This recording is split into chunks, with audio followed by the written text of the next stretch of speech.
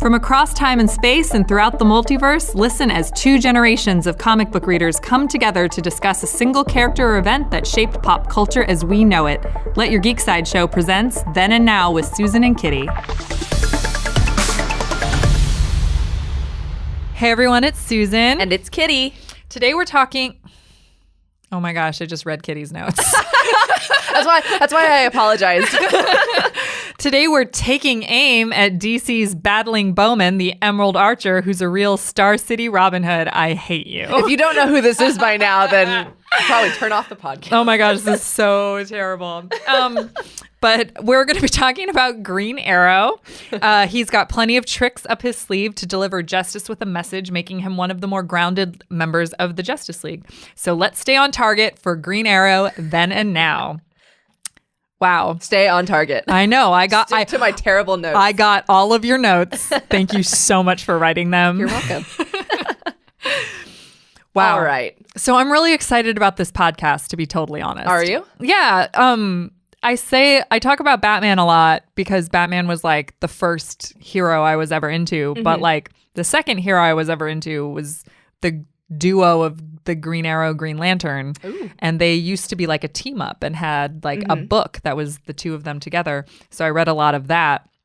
But ultimately I wound up, I liked both of them equally. I don't know that I ever chose one, but Green Arrow has always been among like one of my favorites. So to be able to do the then side of him is pretty amazing. Mm-hmm. I mean, full disclosure, I've never read a Green Arrow comic, but I do have plenty of he's transcended comics a lot, especially with a hit TV show. Yes. And full disclosure, I've watched maybe 3 episodes of the TV show. No, that's not true because I watched that whenever he crosses over with Flash. Yeah, I do the crossovers, which by the way means I have watched at least 1 episode of Supergirl because of that huge crossover that happened. Yeah, but so to that point, I haven't read any. I've seen him in some issues of stuff that's coming out now, but I have exposure to him through the television show and through the video games. And so he's one of those characters who is instantly recognizable. And and you see that style. Well, mostly because, I mean, Oliver Queen is Green Arrow's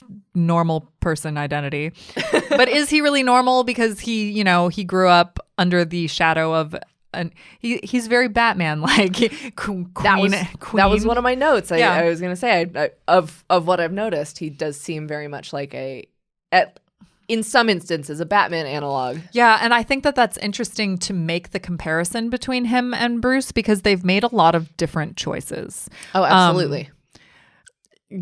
For one, Oliver was forced to be completely on his own when he was young and he fell off that boat. In some instances, it's a wreck. In some instances, it's just a storm and he fell off. But either way, he winds up on an island having to fend for himself. And that's kind of where he comes up with the whole like Archer type persona. And I believe that's true for the television show as well. Yes. Yeah. And the television show actually does spend a lot of time in flashbacks to his time on the island. That's just cool. Really showing how that shaped him. Yeah, they have revisited it in comics several times, including like, the New 52. Obviously, they kind of rebooted the whole universe, so they did a retelling of that story as well.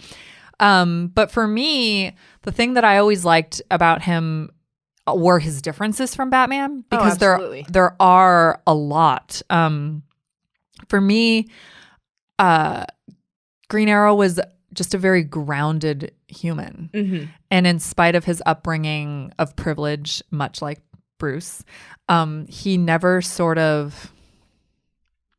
Like he took to it, but not in the way that like he was always about the simple solution. He never wanted to complicate things. Like Batman's the great detective, so he's always looking for clues and looking for people to betray him and people to undermine him. And Batman's a dark character. He's a dark hero, whereas Green Arrow always stayed in the light. He's always brightly colored. He's dressed in like very colorful greens. He's got beautifully kept facial hair. Beautiful bright blonde hair. He also, his favorite, the whole reason he takes on this persona is because he grew up admiring Robin Hood, and it's definitely supposed to be an homage to his favorite character, which is awesome, thinking about how we have our favorite characters and stuff. And so for a fictional character to then take that influence and make it something that is because for him, unique. for him, Robin Hood's the fictional character. So it's like if you and I went through something and you came out of it and you all of a sudden looked like Starfire. Like, oh my gosh, my hair's on fire and everything. Well, you were abducted by aliens. Anyway, but he emulated Robin Hood. He believed that simple solutions were the right ones, and he never wanted to put all kinds of tech into things. He thought like a bow and arrow was going to be enough in order to defend justice. Right. I was as you were mentioning Bruce Wayne and Oliver Queen and their kind of similarities and differences, the immediate divergence I see is Batman strikes me as a guy who will use his resources to make the best possible tech, and Oliver Queen is more of a I will make what I have to, but it doesn't have to be overly complex because I can. Yeah, I mean, a boxing glove on the on the tip of an arrow is I like good enough for me. The fountain pen arrow. I was looking up trick arrowheads before this podcast because I mean the boxing glove obviously is iconic. But I gotta admire a guy who's like, you know what? I can make a fountain pen arrow and it'll work for something. I always thought the most useful ones, and in terms of Green Arrow and his simple solutions, were any of them that had any sort of gas in them. Like, I just thought they were clever. They were going to get the job done. And that's kind of what you go to with Green Arrow for getting the job done. It's like you go to him when you don't need a huge master plan. You just need something to be finished. Right. And you don't need a lethal solution. You need something effective. Yeah. Yes. Controlled. Exactly. So I think that for me, the through line for Green Arrow will always be that guy who has the correct moral compass. But the correct moral compass always points to like the simplest solution is usually the correct one. Which is crazy because when you think about like the background of Oliver Queen, he should want every single luxury with every single privilege that he could bring into this superhero life that he's chosen to live. But instead he just goes with like the basics. Well, and it's great to see in a world of gods and aliens from Krypton and all these different characters that surround him, to have that character who is kind of more in touch with the ground and more trusting. Absolutely. Because obviously Batman is another one of those, isn't an alien, isn't from, Themyscira, is from just like Gotham, and he's just from Star City. But Batman isn't trusting. He thinks everyone's out to get him. And so to have Oliver Queen be that guy who sort of trusts, and sometimes to a fault, because a lot of the greatest villains from Green Arrow were people who he knew and were allies, like, and it's like heartbreaking betrayal. And I think that that's another thing for me that kept me coming back to Green Arrow comics over and over and over again, was the fact that like he went through all these heartbreaks, he went through betrayal, and he just kept getting out of bed every morning. Yeah. And that is why I like him with Green Lantern, because Green Lantern's like a similar type situation, but again, on a cosmic level. Right. Yeah. And so it's interesting that you talk about like him being so moral and trusting and being recognized as that among his comrades and stuff, because in the newest series that they're kind of doing, DC No Justice, or No Justice is the comic book series. A lot of Earth's heroes are missing or otherwise occupied, and it's a lot of comic book reviewers have noted that it's kind of a Green Arrow story right now because so many people are MIA, but they need a failsafe. They need someone who will keep them on the straight and narrow for when I'm not reading this series, but when consequences hit the wall. So John Jones gives him a mysterious box and says, if anyone needs to kind of disband the Justice League or stop us, I want it to be you, because you've got the moral compass. You're not a god. You know kind of the weight of power. And so we trust you to keep us safe in this cosmic enterprise. The weight of power. That's such an important line. Like, if you think about it, giving someone the weight of power and to be the person trusted with the weight of power is so just heavy. But I imagine that like Green Arrow can take the weight. Because to give that power to Superman, let's say to give more power to Superman. I mean, he's already got so much power. So what's that other drop in the bucket? And for even him? I keep coming back to this comparison with Batman because Batman's the other like normal non-superpowered person, but Batman would want the failsafe. Right. And that's the huge, I think that's what it comes down to is like Ollie wouldn't ask for it. Right. Ollie is given it. And he will accept it. He will accept it. And not that Batman doesn't. Batman knows the weight too, but Batman wants the weight to carry because he thinks he can carry the weight when no one else can. Right. Whereas Ollie won't take on more than he can handle unless he's asked. And when he's asked, he can carry all that weight because he can ultimately handle it. He just like is a lot more humble. Yeah. And I think that's interesting in where so many of these superhero characters do have that wealthy playboy origin or just not playboy necessarily. But I was going to say, if we want to get into some Green Arrow playboy stories, there are plenty of those in comic books as well. Because before he settles down with Dinah, he has quite a list under that belt. His relationship with Dinah is another one of those iconic things that... They're one of my favorite comic book couples. They seem... and my biggest exposure to them is in the Injustice universe and... the video games, even though that video game is so dark and gritty. Like, I don't play video games. They shine through. Does he call her Pretty Bird? Oh my God. I Can can't you remember pay attention the next time and tell me? Because like every time he calls her Pretty Bird, I want to die. Like it's absolutely like my favorite nickname. I will pay extra special attention because you can set up your own like custom matches in the game, and so when you put him against her or if they're on a team together, like he'll make jokes about their marriage and like it's super sweet. And if you put Green Arrow against himself, because multiverse, he jokes that he can't tell which of them is the evil twin because they both have excellent facial hair, and usually the evil twin has the facial hair. But that's amazing. But like.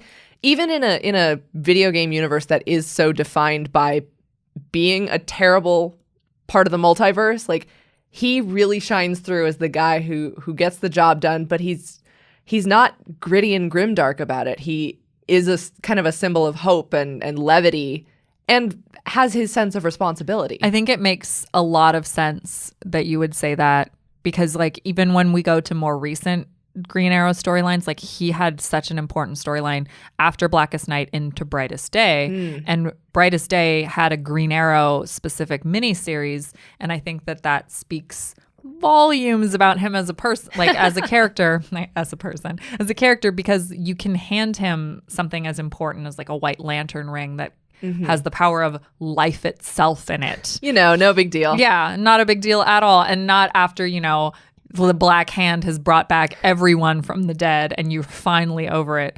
But it was interesting to see things like, I'm getting into more than we're supposed to be talking about in this podcast. But like when you get into things like who was charged with the light, and it's like Sinestro, who you like wouldn't necessarily think. But then when you have people like Oliver Queen, it's like, well, absolutely Oliver Queen would be entrusted with like figuring out what this is and how to use it moving forward. Well, that's really cool. I mean, like to see those comparisons where he can cross over into other characters' kind of mythos, and then those the word is escaping me, but kind of those benchmarks of like, well, this object in the Green Lantern universe represents this, and how when this other character encounters that, like an artifact or like a. Something like that. Yeah. Right. Because one of the other things for me I've noticed is that in a lot of the stuff I've seen for Green Arrow, having the power to stand up to other people if necessary, kryptonite arrows are something that he sometimes does carry with him. But in situations where I see those in the comics and the games and the television show too, like that's almost a thing that he doesn't want to use because he knows how devastatingly powerful a kryptonite arrow can and how be. Devastating it would be to an individual or to someone that he cares about. Right. And I think that's an important note about him is just he's always that source of light. He's always the guy there have been times when like he's had to go through just like so much loss and devastation. At one point, he and Dinah move away from Star City and they move to Seattle for like a short storyline and open a flower shop. But it's a big deal when they move to a real world location in a comic book story and open up like a flower shop. Which, by the way, you will love this. Oh, will I? Yeah, it's called Sherwood Florist. Oh. Okay, that's really good. I know. I love that storyline so much. But at the same time, both of them realize that they can't stay away from because they know that Green Arrow specifically like has that. We keep coming back to the compass, which, by the way, we have not addressed that a compass literally has an arrow in the center of it. And the arrow points you to where you're supposed to go. Exactly. So I'm pretty sure at least someone in DC had to know what they were doing when they gave Green Arrow that like rigid, stern moral compass that's pointing in the right direction. Gosh, I hope so. If not, you guys should probably say that you did that all along. Take credit for it. Yeah. But Green Arrow, like I said, like even when he moves away to try to live like a normal life with his wife, he comes back because the greater good is at stake. Justice itself is at stake. He knows that, and he knows that also he's not a god, but he can do what he can. Yeah. And that's all anyone can ask of him. Yeah. And that's so important because in DC we always talk about like gods among men, goddesses among men. We have like Wonder Woman, we have Superman, we have like the larger than life. We have John Jones who can literally do everything. Martian mind. Yeah, Martian Manhunter has every superpower. We have like Shazam who can summon like 6 elders of like power throughout the ages. It's crazy the kind of titans that you're up against in the DC universe. So it is so important to have a guy like Oliver Queen on your team because when you're fighting, Brainiac for the cosmos, it's important to have that one guy who can carry the weight of the universe, but can bring you back to Earth. Right. Yeah. Because I'm also thinking of instances where like when they're under a red sun, Superman or Supergirl, and they don't have their powers, and they go, well, what do I do without that? And it's just one of those moments where you can look to Oliver Queen and see his particular brand of justice. And he has a really cool bow and arrow and a really, really fun set of trick heads for the arrows. But like at the end of the day, he's using skills that aren't God-given type, these mystical powers. Yeah. And I think, and even when you look at him in terms of artwork, like how he's drawn with the rest of the Justice League, like you have the Trinity, like Batman, Superman, Wonder Woman. They're all like muscled out, and they all have weapons, or they all have magic, or they all have something with them. Like usually Superman, you can see like his laser eyes or something like that, or heat vision. Sorry, nerds. Sorry. But with Green Arrow, he's always drawn a little bit more lean muscle. It's like the runner's type physique because he's meant to go the distance, not necessarily like power punch. Right. Not saying that he doesn't have excellent fighting skills because he does. You play the video games. Absolutely. Yeah, he is an excellent character also. If you play Injustice 2 or Gods Among Us, please play Green Arrow. Really? That's so cool. His dialogue is some of the best too. Oh, really? Yes. Okay. Well, I don't play video games at all, so I have no idea. I'll have to show you Injustice sometime because it's really worth it. Yeah. Our producers really, really, really want me to like play video games. For research purposes. For research because I'm so bad at them. However, we're talking about Green Arrow, not about me playing video games. But you're also talking about kind of the comic book visual representation of the Trinity, and the CW network almost has their own kind of little trinity of shows for and hell, it's called the Arrowverse. So if you were wondering who's the center of this universe, it's Green Arrow. But yeah, on those, when they cross over, you line him up with Supergirl and the Flash, who are both bright blue and red and yellow, and they're often seen like flying or running faster than you can see, and Green Arrow always has, or Arrow for the shows, he's always kind of grounded in the center. He's very feet to the earth.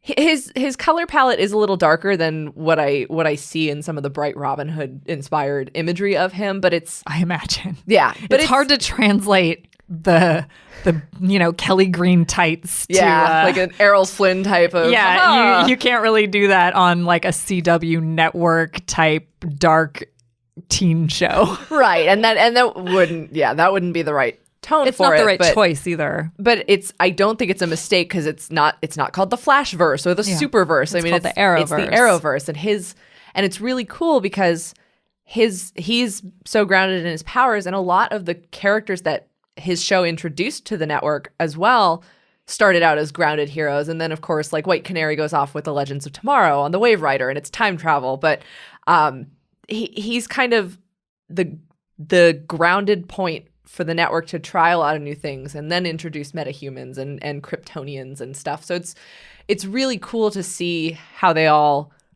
revolve around, first of all, the success they've had with Stephen Amell and that whole show, but just like the Star City universe and where can we go from there? We can go to National City is on a different Earth, but like all the different, they also have a multiverse going on over there. Yeah, so. I met Earth X during one of the crossovers. Yeah, during one of the crossovers, and that one was really good. Yeah. I really had fun with that one because that was another one where you got all of them, all of the superheroes together. Yeah, and on the Now side of things, I mean, they had Stephen Amell announce at a CW event that Gotham is finally coming to the Arrowverse. I mean, they're gonna introduce Batwoman, but before Gotham and Batwoman, we had Star City, and that was kind of, and even Black Lightning. They reference metahumans, and so they're. I'm hoping they get folded in at some point too, because I love that show. Black Lightning was my gateway. Like once I started I know there's only one season, but I went backwards to the other CW shows in order to try to like catch up to, because I don't think Black Lightning could exist without the Arrowverse, because it's kind of that same grounded darkness that in a real world. Yeah. Yeah. And going back, to the Batman parallels, like the CW show has borrowed actually some Batman stuff for Green Arrow, and out of necessity, or we're waiting until we can figure out if we can get Gotham in here. But some of those storylines have translated pretty well. I mean, they had I never know how to pronounce it, but it's the Al Ghul's. Is it Raz? Okay. I've heard it said. I've been corrected by this. This is the problem about nerd stuff. Like when you just see it written down. Yeah. And then I always said Raz. I always said Raz too. I always said Raz. Okay, so Raz Al Ghul. Yeah, but we're gonna get corrected because I know so many people who like have their like heels dug in about it being race. I mean, I used to accidentally say Dina Lance instead of Dinah. Oh no, that's Dinah. I know. That was extremely wrong. But I mean, yeah. But they've borrowed elements from Batman stories, and I think some of those folded in a little more seamlessly due to the initial similarities between the characters. But if you're gonna fold in two different types, like Gotham is more dark and gritty the same way the Arrowverse is dark and gritty, so that makes complete sense to me. Yeah. So if fans are looking for some modern Green Arrow, where would you want to send them? Well, I would definitely recommend, it's still in progress, so I actually don't know how many issues are going in, but the No Justice, because people are just raving like, hey, this is actually, it's called No Justice and it's a big event, but it's kind of a Green Arrow story right now. But all right. I might have to check that out because I am such a big Green Arrow fan. But the Arrow television show, they've got 6 seasons available on CW. I think season 7 is up next. You're looking at me like I know. I'm talking through it. Yeah, I think season 7's up next, but I believe there are 6 seasons, and then the crossover events with all the Flash and Legends and Supergirl, those are must plays. And if you're a video game person, Injustice is so worth it just to see how all of these DC characters interact with each other, but That's also so fun. Because he's just so fun in a dark, gritty universe where Superman has gone kind of evil, and so he still manages to keep it light and fun.